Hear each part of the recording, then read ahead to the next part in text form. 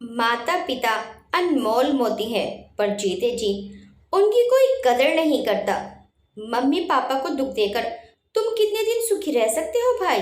काश तुम समझ पाते कि माँ बाप को खोने का दुख क्या होता है, तो उनसे ऐसा व्यवहार नहीं करते।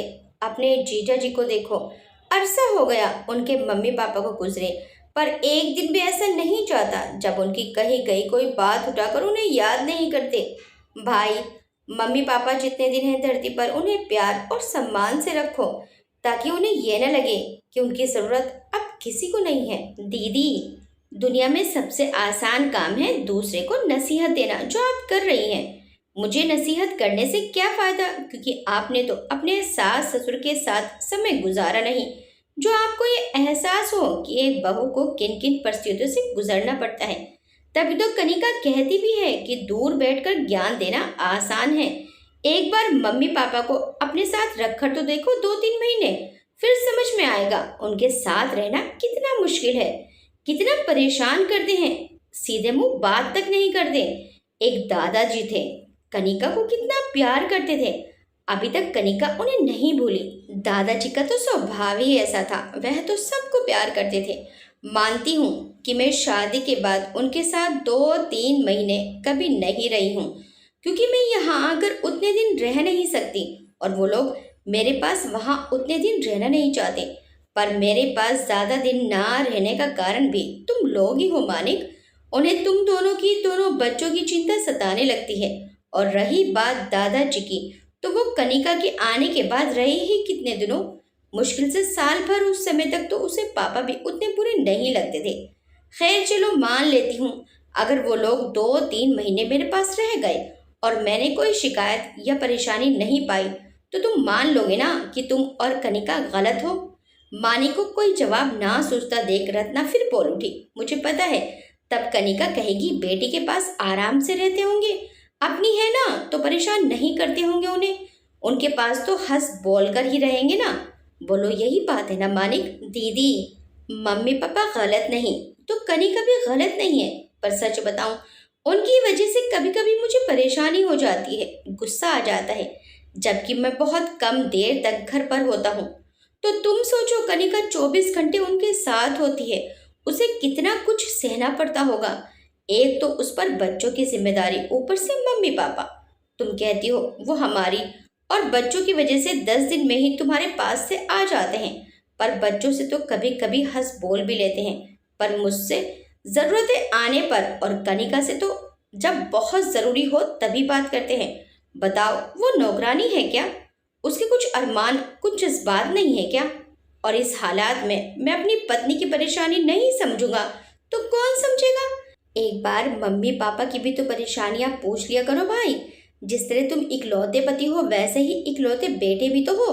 रत्ना का मन किया बोल दे, पर चुप रह गई, सोचकर कि माने की आंखों पर जो पर्दा चढ़ा है पत्नी की बातों का, वो शायद किसी तर्क वितर्क से ना उतरे, क्योंकि ऐसे भी एक कहावत है, इंसान की कीमत मरने पर और सामान की कीमत खोने पर ही पता चलती है।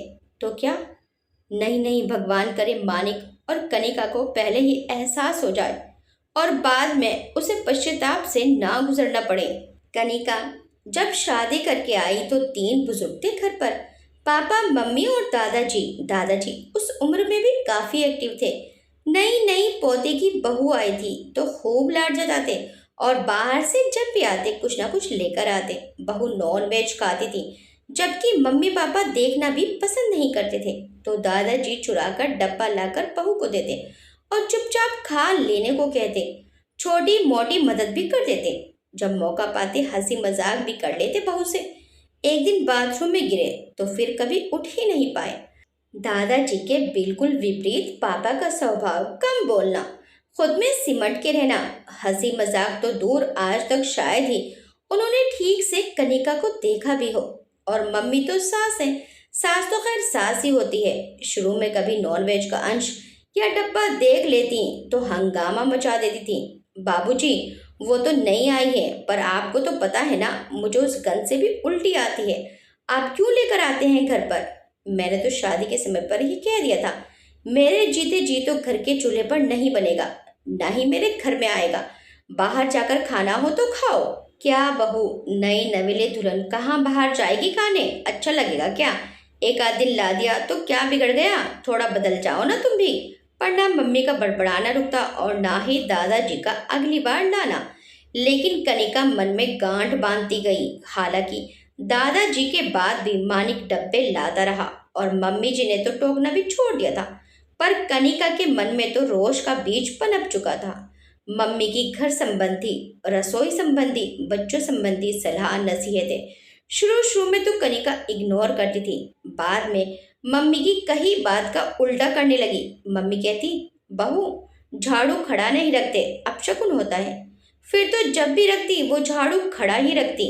मम्मी जी जो भी बात कहती कनिका उसका विपरीत ही करती।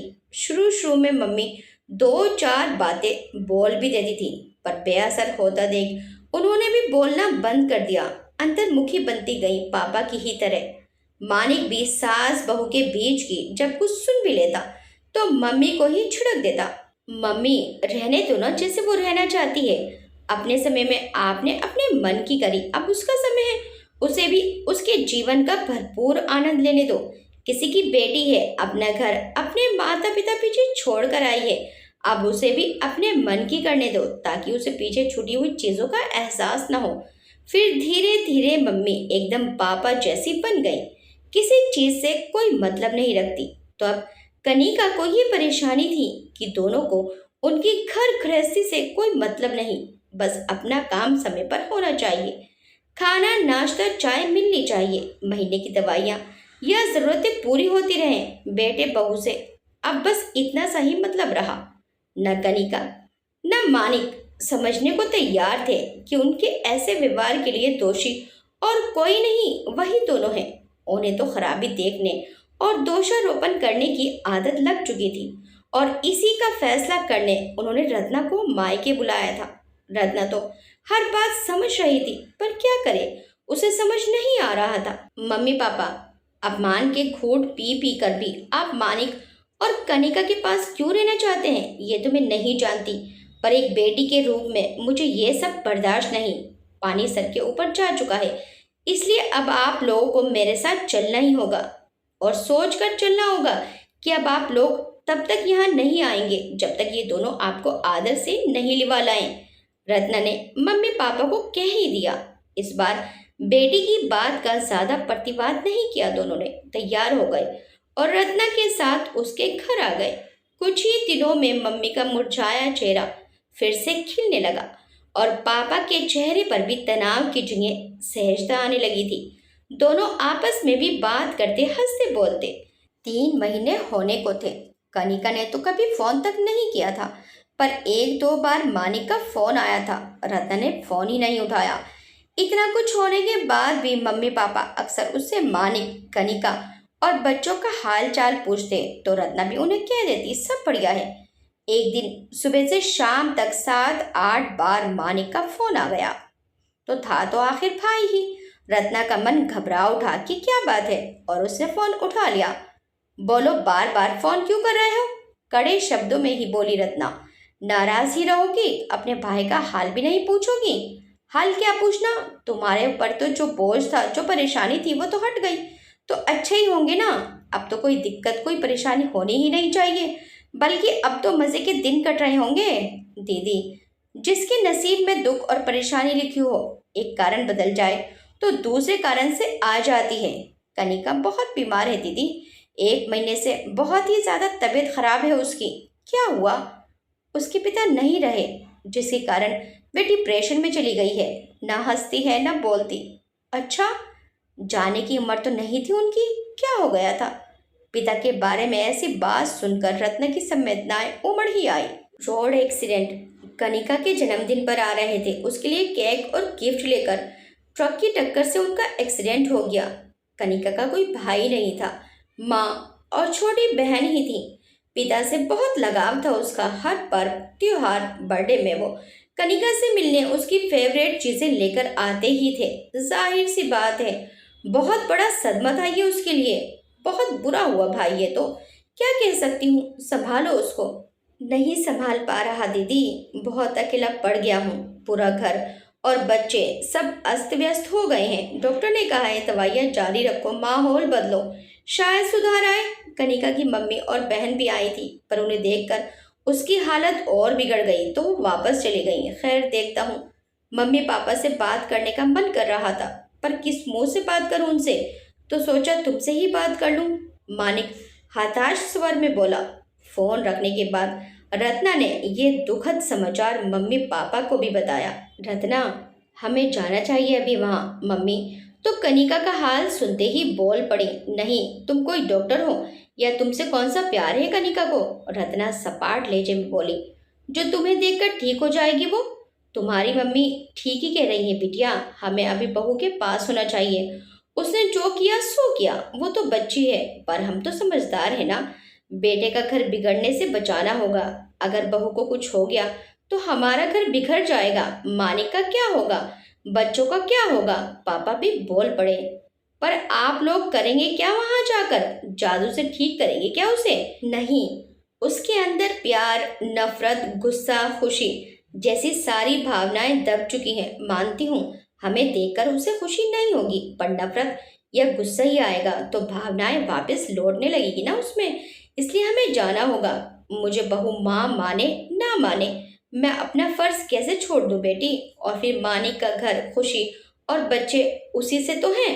मैं तो बोल कर लाई थी आप लोगों को कि वो दोनों आदर से ले जाएंगे तभी जाने दूंगी, पर आप लोगों को मेरी क्या पड़ी है? खुद भी झुक रहे हैं और मुझे भी झुका रहे हैं। आगे बढ़ने के लिए पीछे को छोड़ना पड़ता है। रत्ना, एक बार बहू पहले की तरह हो जाए, हम वापस आ जाएंगे। अब जान पर बनी हो तो ईगो नहीं निभाते बेटा। उसने पिता खो दिया है, दुख में है। थोड़ा बहुत सुना भी देगी तो सुन लेंगे। तू तो बस हमारे जाने की व्यवस्था कर दे।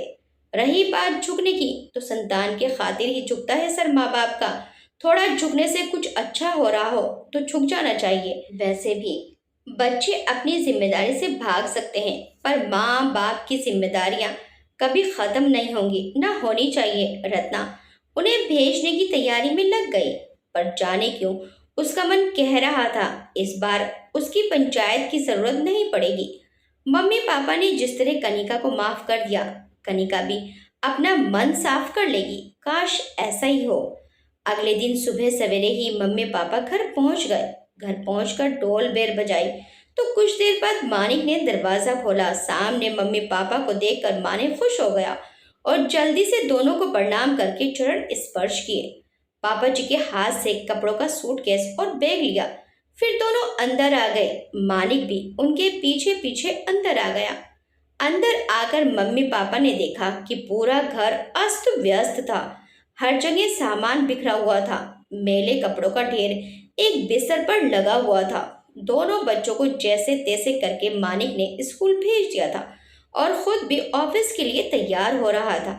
मम्मी पापा को देखकर उसकी जान में जान आ गई थी। मानिक ने दोनों को पानी पिलाया और मम्मी से कहा, मम्मी मैंने काफ़ी दिन से छुट्टी ले रखी है, लेकिन आज मेरा ऑफिस जाना बहुत ज़रूरी है। अच्छा हुआ आप दोनों आ गए, अब मैं निश्चित होकर ऑफिस जा सकूंगा।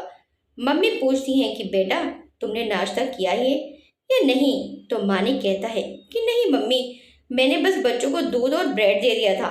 बच्चे कैंटीन में से ही कुछ लेकर खा लेंगे और मैं ऑफिस जाकर ही कुछ खा लूँगा। लंच भी मैं ऑफिस में ही कर लूँगा। आप बस कनिका का ध्यान रखिएगा। तो मम्मी कहती है बेटा थोड़ी देर रुक जा, मैं तेरे लिए नाश्ता बना देती हूँ।